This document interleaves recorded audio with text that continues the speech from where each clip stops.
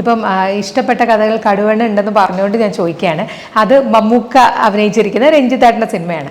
അപ്പം മമ്മൂക്ക തന്നെ പറയണ്ടേ, എന്നെ കാച്ചി കുറുക്കിയിരിക്കുകയാണ് ഈ 40 മിനിറ്റ്സിലേക്ക് പറയുകയുണ്ടായി.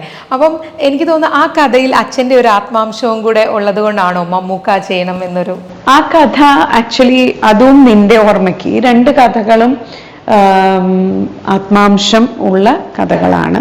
ഇത് രണ്ടും കൂടി വെച്ച് ആക്ച്വലി നിന്റെ ഓർമ്മയ്ക്കാണ് പണ്ട് രഞ്ജിയേട്ടനും മമ്മൂക്കയും കൂടി സിനിമയാക്കാൻ വേണ്ടിയിട്ട് അച്ഛനെ വന്ന് കാണുന്നത്.